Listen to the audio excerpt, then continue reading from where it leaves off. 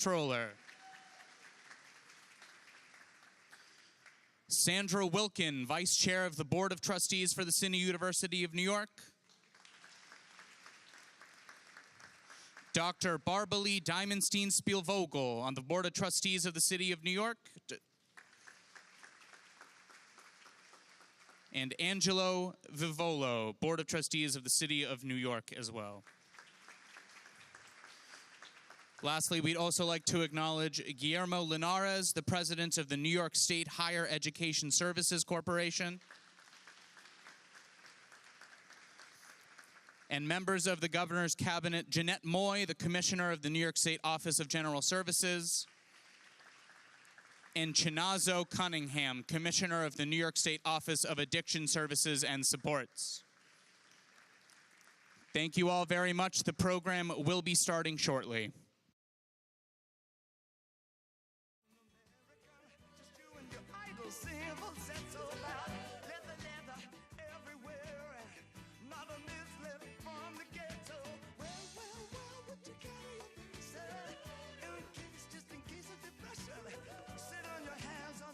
Survivors, blushing at all the Afro-sealers. Ain't that close to love?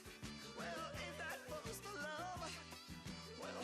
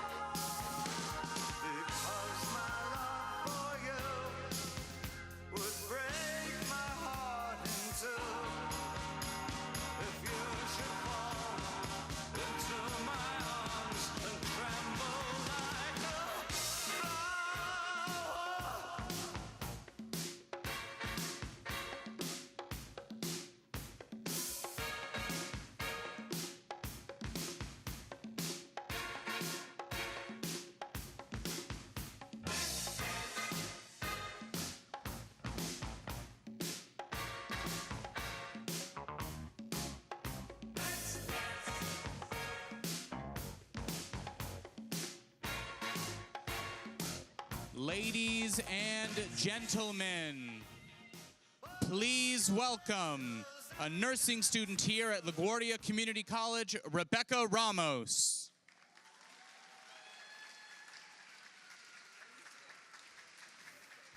New York State Assembly Member Alicia Heineman.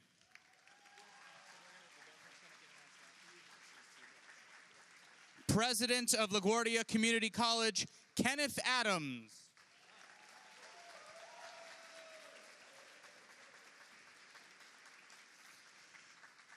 And now, please rise and welcome the 57th governor of the great state of New York, Governor Kathy Hochul.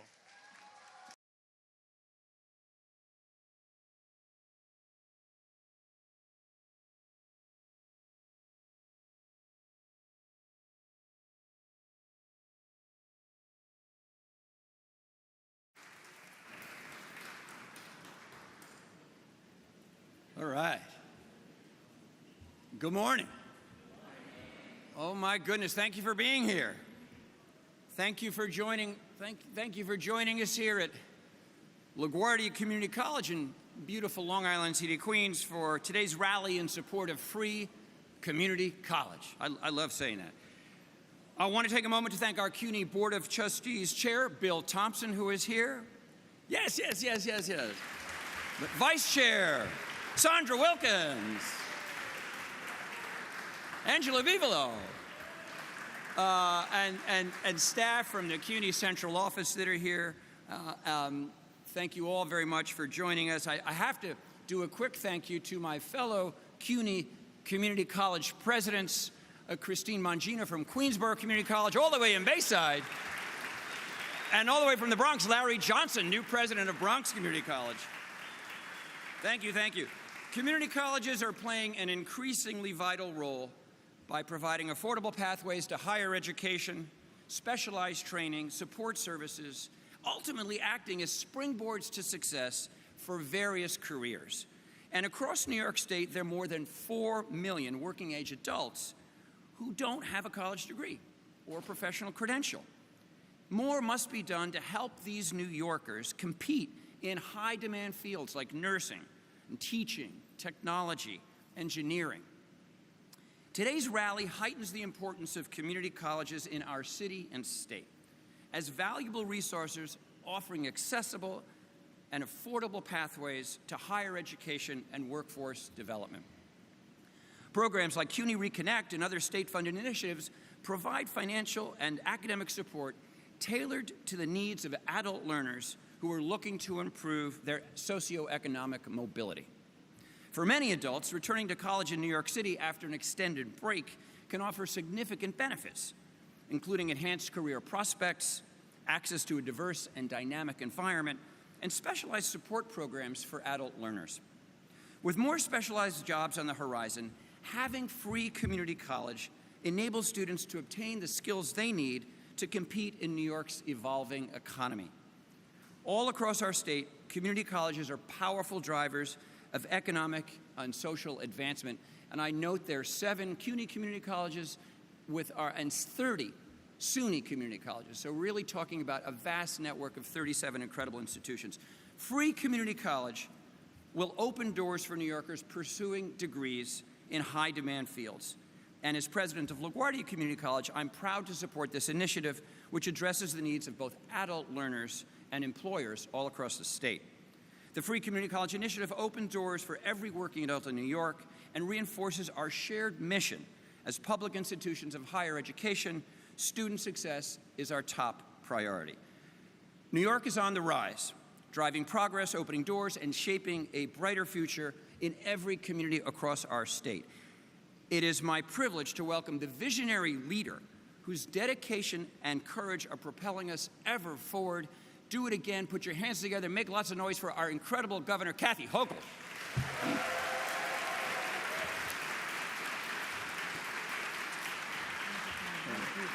My pleasure. Thank you, everybody. Thank you. Is there a microphone here? All right, we got a microphone. I've got a microphone because I'm moving around a little bit, but I'm so excited to be here. I cannot tell you. This is a dream come true for me as well. To all of you, starting with the leadership we have, Chancellor Matos Rodriguez, what an extraordinary leader. And I want to thank you for helping drive change in our community colleges here in the city, and also an inspiration for many others across the state. And I know you have some good news to tell us about, perhaps enrollment's going up. Okay, enrollment's going up. That's all I need to hear. There cannot be a greater leader of this institution than Ken Adams, who is the word he himself uses, but I see it in his face, the passion he has for investing and supporting all the students who come to these doors to make sure they have a world-class education and prepared for the careers of today and tomorrow. Let's give another round of applause to our president. Assembly Member Hyman, you'll be hearing from her in a couple of minutes. I want to thank her for her incredible support of this program as well, and all the members of the legislature, Carl Heastie, our speaker, Andrea Stewart-Cousins, as well, the leader of the Senate. We also have a nursing student, Rebecca Ramos. She'll be hearing her story about what this means for her. All the members of the family, the trustees, Bill Thompson, Sandra Wilkin, Vice Chair, and all of you show up, and all of our community college presidents. But let me tell you why this is a personal journey for me.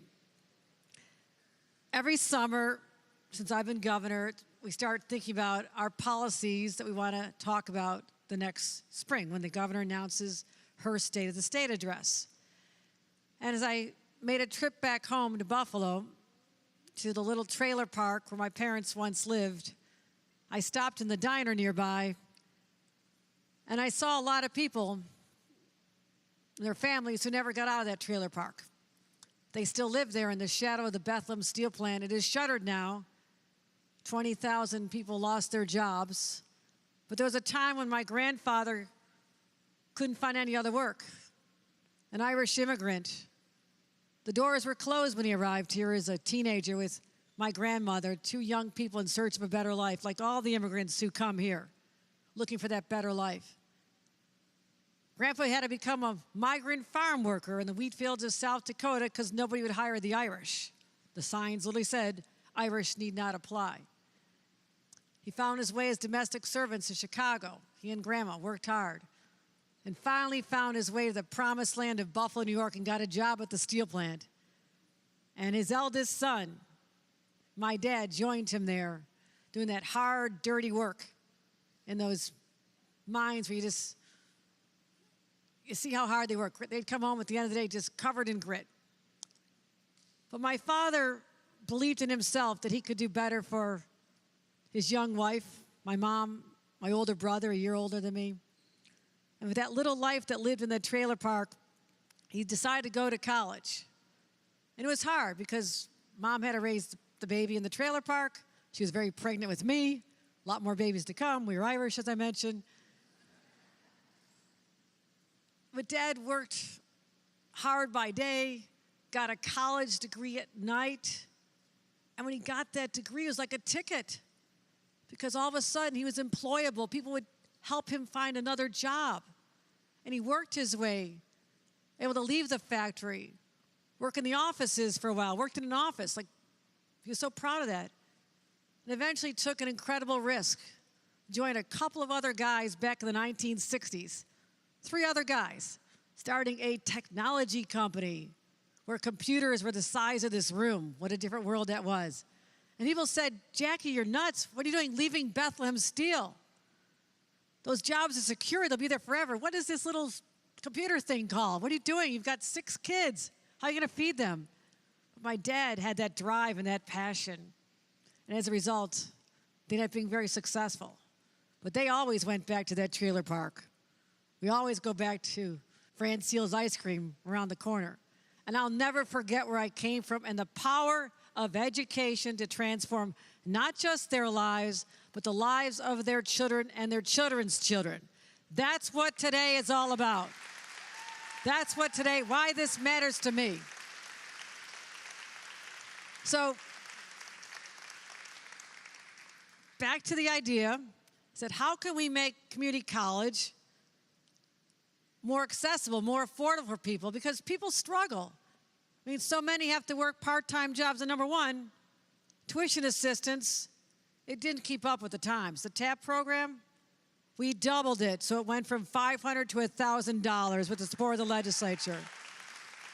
We also made it available. I'm like, wait a minute, so many people have kids at home, single parents, have to have a part-time job.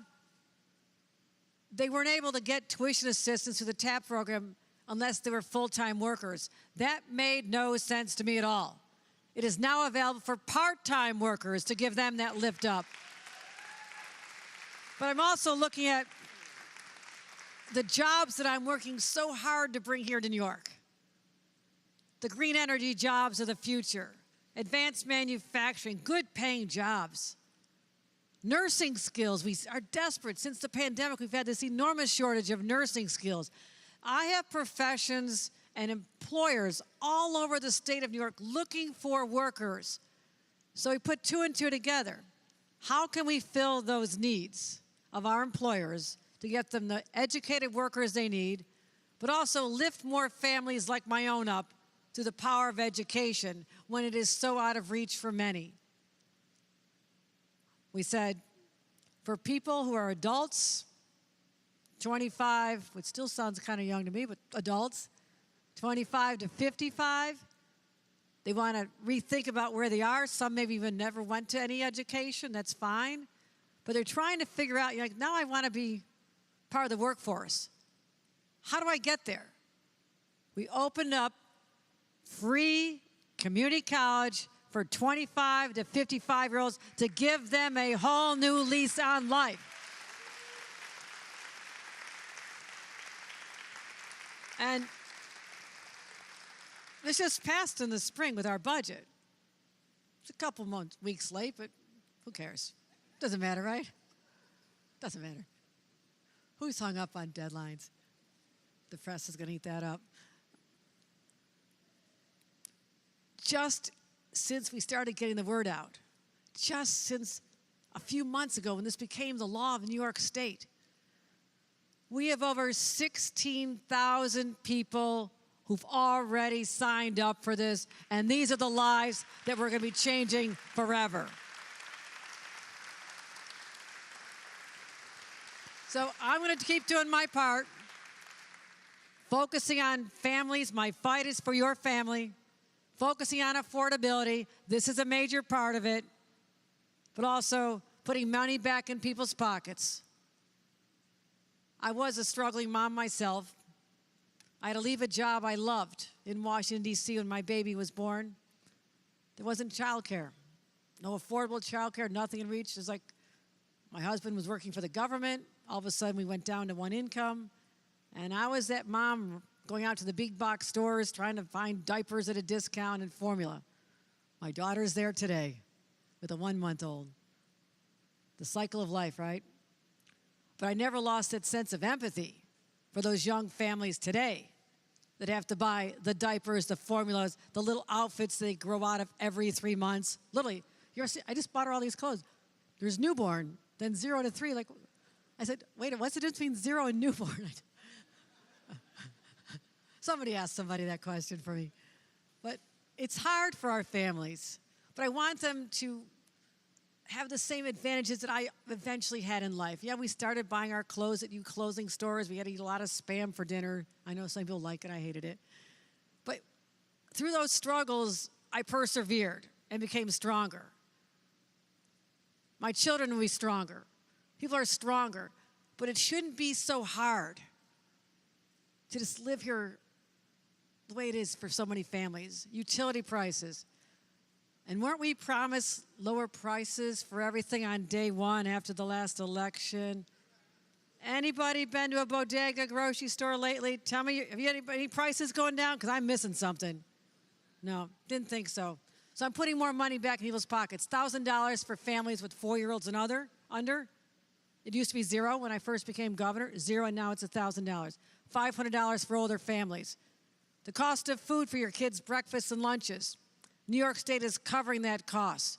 So no child has to be stigmatized by being that child that people say their parents don't have enough money. We remove the stigma. Let's feed our babies. Let's feed our kids. No more tummies growling in school. an inflation rebate. Why?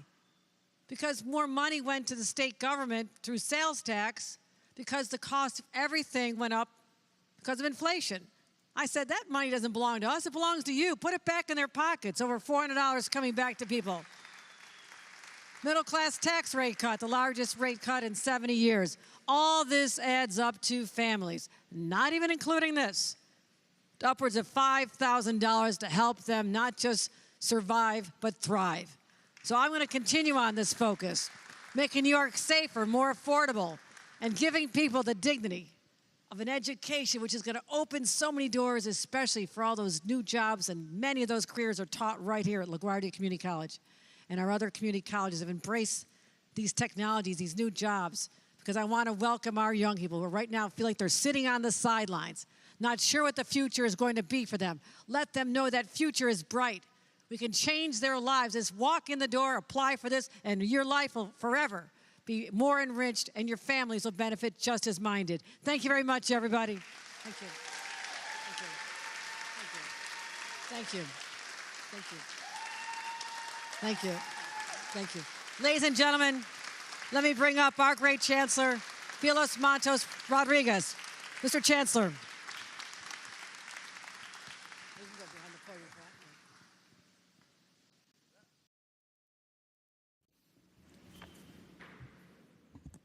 Please, some additional love for the governor. Thank you for your great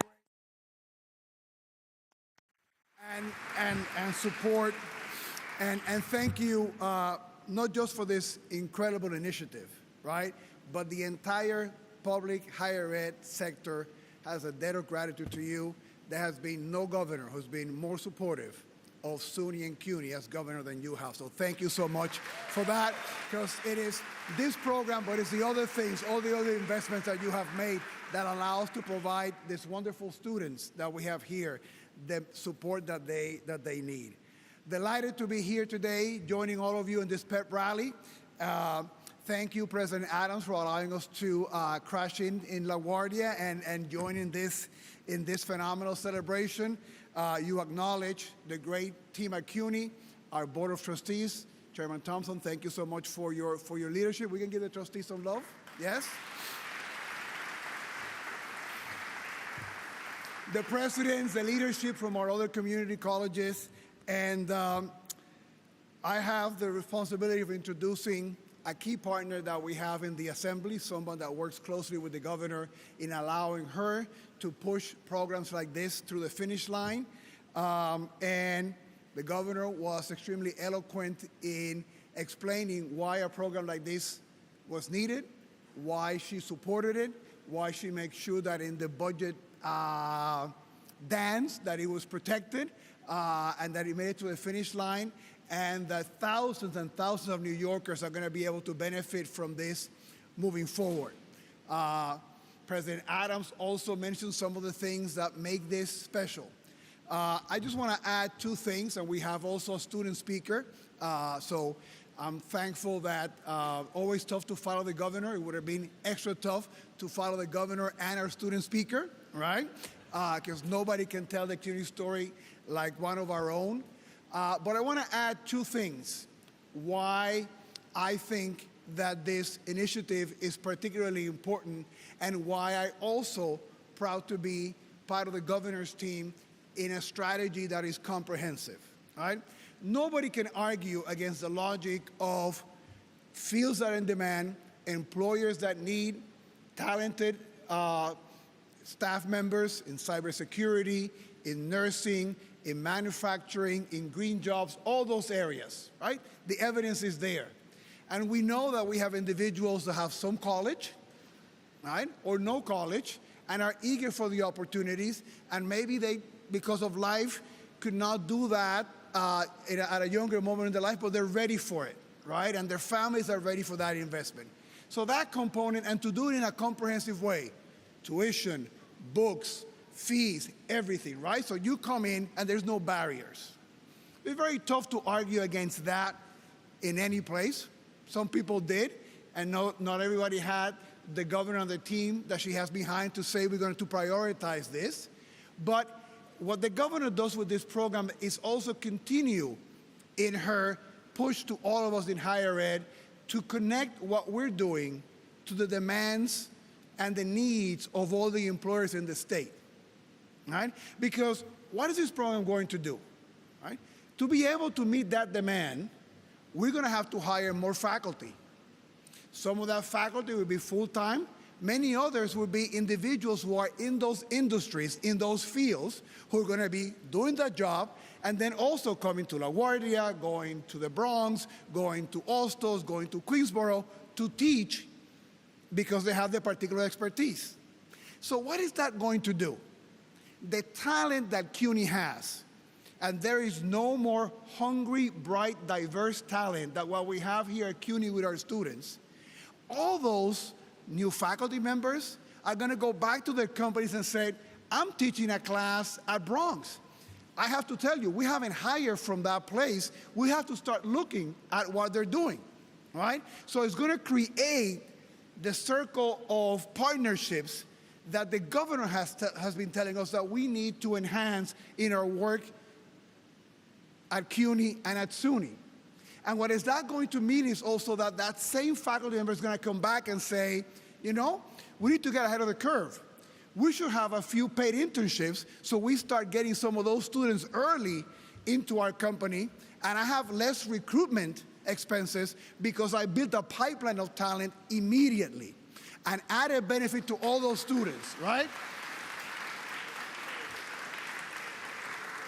Those new faculty members are also going to be bringing back to us the latest in the curriculum of what industry is needing. So our faculty on our campus are going to benefit from that feedback that's coming from industry that is going to transform the curriculum, that is going to give our students, when they go out there, the best opportunities to compete for the jobs. So this initiative, which, as the governor said, as Ken said, right, is a win-win for everybody, has a multiplying effect, right, that keeps advancing the goals that we all have, right, which is to have a public higher education system that is connected to the needs of the man areas in the job, right, and allows to fill those needs, give people careers and opportunities and jobs that allow them to live, get a living wage and feed their families. So a virtuous circle. The second component that I want to say why this idea is brilliant. And I have, oh, you work with me. So, this sign, right? That sign is going to be all over the media and social media and all over. Free community college. You can go back. Great to see you. We used to work together at Ostos, so that's why I picked on him, right? Great student leader. We're going to get tons of phone calls, of emails, of people asking about free community college, right? Because as you know, we try to be as comprehensive telling our story and giving the details, but people just grab the headlines, right? And that's a victory, right? Because all those phone calls are going to be folks, many hopefully will be interested in these fields. Many might not know, and we'll be able to guide them into those fields, but there might be many others who want to do other things. And the great thing, the governor mentioned the investment she's made in making TAP increase and be more flexible. So many of those phone calls, even if it's someone who is 24.7 in age, right? Or is someone who sees free community colleges and what wants to do is something else that is not in those fields. The great thing is that 75% of all the students who come to CUNY, between the support that we get from TAP and the federal Pell dollars, graduate also debt-free, right? And they come free. So many of the phone calls that we're going to be generated as a result of that sign that says free community college are only going to mean that we have more people who are going to be coming our way, and we are going to be able to meet their needs, to give them advice, to put them into careers. We're going to try to guide them into these ones, right? But if not a match, our affordability is such that they can do that. So again, the investment, the leadership of the governor pays off in making sure that we meet this specific demand, but it's also a comprehensive way to assist all of us in the state. Thank you so much, Governor, for your leadership and your support. I also want to make sure to give some love, not only because everybody who gets financial aid from the state gets a check on his name, and he's a great leader, but he's also a CUNY grad, so I get to promote the brand. Commissioner Guillermo Linares from HES, I want to give you a shout out and thank you for your leadership and for your support. And lucky me, when they assigned the new chair of the Higher Ed Committee in the Assembly, right? Whenever there's new leadership, all of us are always concerned about who's going to be in those roles because they're key partners to all of us in the work that we do. And we hit the jackpot when Speaker Heastie named Alicia Hyman to chair the Higher Education Committee. I had the joy of working with her very closely in a previous life when I was the president at Queens College, and know about her commitment to education. She is almost perfect. She got her degree with SUNY, and we love SUNY, right? But she understands and cares about public higher education. And there's still time to get a CUNY degree. You're young, right? And that's part of the theme of this press conference, right? But we couldn't have found a better partner. Someone who understands public higher education, who is committed to the work that we've done, someone who was also had a career working with the students that we get in higher ed, that in our case, many of them come from the New York City public school system. So someone who's been dedicating her entire life to supporting education, a distinguished track record in her 9 years in the Assembly, before and always freely advocating for the interests of Queens. Now in this role, she has to extend her love to the rest of the city and the state. But please give a big round of applause to the chair of the Assembly Higher Education Committee, the wonderful Assemblywoman Alicia Hyman.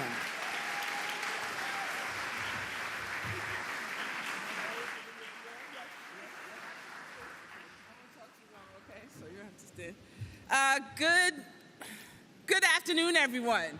I have to tell you that as an undocumented kid growing up in Southside Jamaica, Queens, that my dad, who got his GED through a free program at York College, because he wanted to make sure he got his high school diploma before his daughter did, it's just a reminder of how far education can take you.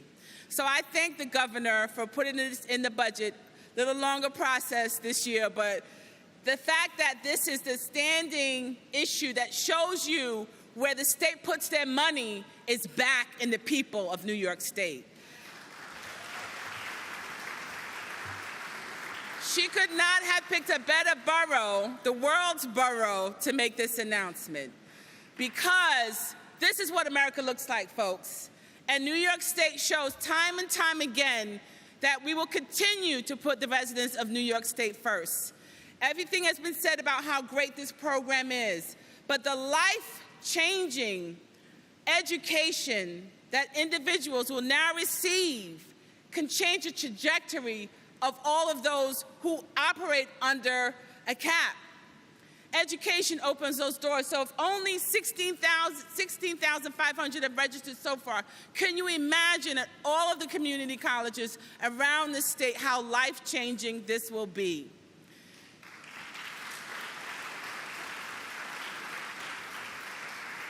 You know, my staff has a lot of notes here, but I'm not going to read them because I know they've been standing for a while. I have to say to the Board of Trustees, to my colleague Claire Valdez, that when we passed this budget and this item stayed in, I thought about all of the single moms who are now going, and single dads, who are now going to make the difference in their child's life. The story that the governor told you is like how transformative education is, and how we make sure we're making an educated community to continue to take over. The jobs, it's not just about what you learn in your backyard. It's about the global economy. And so this summer and the rest of this year, I'm going to go around the state and visit our community colleges because I know the economic engines that those small colleges are. I know the trajectory that they project for all of their students to hit those marks, and the life-changing goals that New York State continues to put into our health and our education. As a mother of 2 girls, when my youngest now is 15, and she's like, why do I have to go visit these colleges now? Because we're going to go visit colleges next week. So I'm doing a tour, but it's also about her looking at colleges. It's because I want her to realize that no matter what happens, your name on that piece of paper, no one takes it away from you. No one closes the door because you become qualified.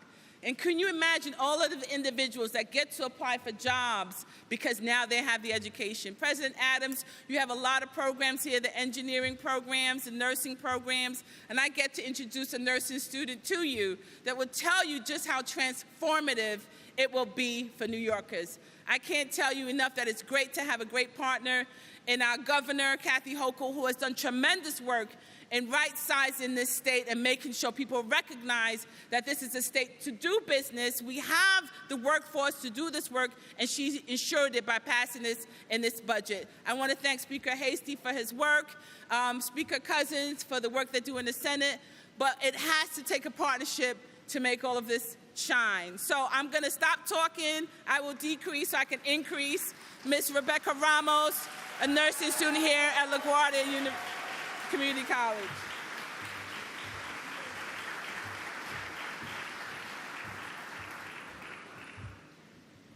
Hello, everybody. My name is Rebecca Ramos. I'm 38 years old.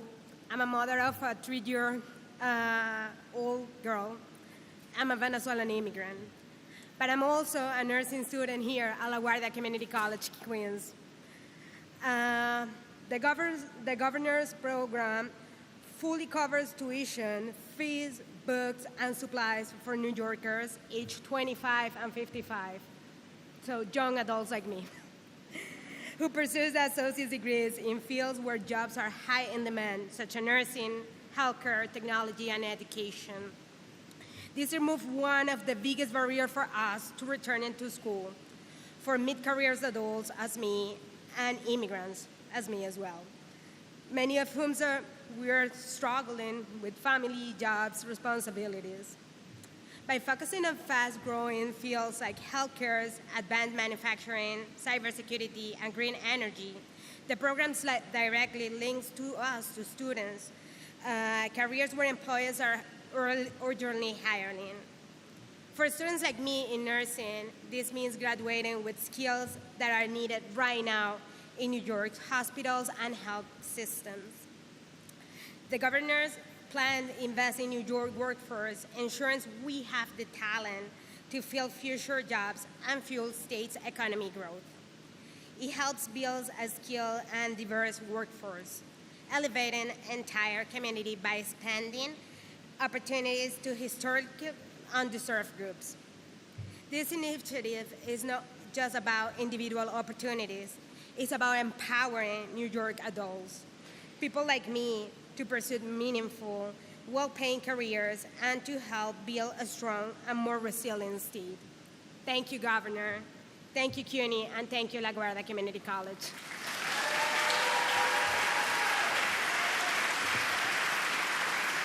Thank you all very much. If you could please remain seated, we're going to do a quick round of photos. If the speaking program and elected officials could go to the stage, please.